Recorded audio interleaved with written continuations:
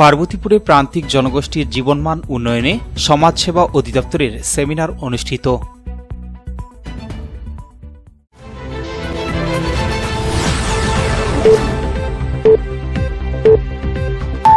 আসসালামু আলাইকুম। এমকে টেলিভিশনের পক্ষ থেকে আপনাদের স্বাগত জানাচ্ছি আমি আশুরা খাতুন নদী। শুরুতেই শুনলেন সংবাদ শিরোনাম, এখন ডেস্ক থেকে বিস্তারিত। দেশের প্রান্তিক পেশাজীবী জনগোষ্ঠীর জীবনমান উন্নয়নে দ্বিতীয় ফেজ প্রকল্পের আওতায় পার্বতীপুরে সমাজসেবা কার্যালয়ের আয়োজনে একটি অবহিতকরণ সেমিনার অনুষ্ঠিত হয়েছে। সোমবার দুপুরে উপজেলা নির্বাহী অফিসারের কনফারেন্স কক্ষে আগারগাঁও সমাজসেবা কর্মকর্তা নাফিস শরীফের উপস্থাপনায় সেমিনারটিতে মূল প্রতিপাদ্য তুলে ধরা হয়।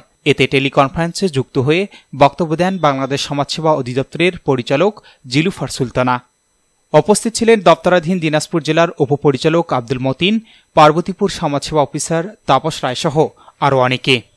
সেমিনারে 10টি ট্রেডে কামার, কুমার, নাপিত, মুচি, নকশিকাতা, শতরঞ্জি বেত ও বাঁশ, কাঁসা, পিতল সহ সমাজে পিছিয়ে পড়া পেশাজীবী জনগোষ্ঠীর জীবনমান উন্নয়নে দিক নির্দেশনামূলক আলোচনা ও মতামত তুলে ধরা হয়।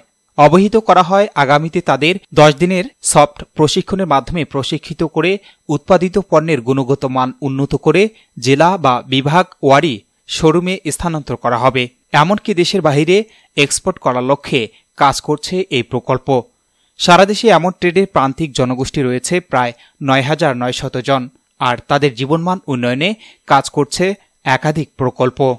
পার্বতীপুরে 3টি ফেজে 90 জনকে প্রশিক্ষণ ও ভিজুয়াল এইড সহ নগদ 18,000 করে টাকা অনুদান দেয়া হবে ট্রেডিসদের পেশা ধরে রাখতে। সেমিনারে ভার্চুয়ালি সংযুক্ত হয়ে জিলুফার সুলতানা বলেন, সারা দেশে এমন ট্রেডের প্রান্তিক জনগোষ্ঠীর জীবনমান উন্নয়নই একমাত্র আমাদের লক্ষ্য এবং সেই লক্ষ্যে কাজ করছে গৃহীত প্রকল্পসমূহ। উপপরিচালক আব্দুল মতিন বলেন, আপনাদের মতো শিল্পী ও শিল্পকে বাঁচাতে পারলে আমরা জাতি হিসেবে সমাদৃত হব, তাই দ্বিতীয় ও তৃতীয় ফেজের কাজ খুব দ্রুত শুরু করা হচ্ছে। সেমিনারে আরও উপস্থিত ছিলেন উপজেলার নানা দপ্তরের কর্মকর্তা, এনজিও প্রতিনিধি, প্রিন্ট এবং ইলেকট্রনিক্স মিডিয়ার সংবাদকর্মীবৃন্দ।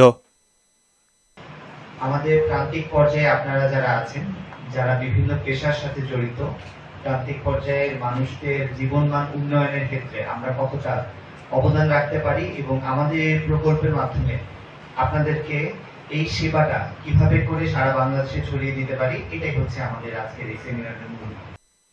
S Rahman, news desk, MK television. শেষ করছি এমকে টেলিভিশনের সংবাদ। এতক্ষণ সাথে থাকার জন্য সবাইকে অসংখ্য ধন্যবাদ।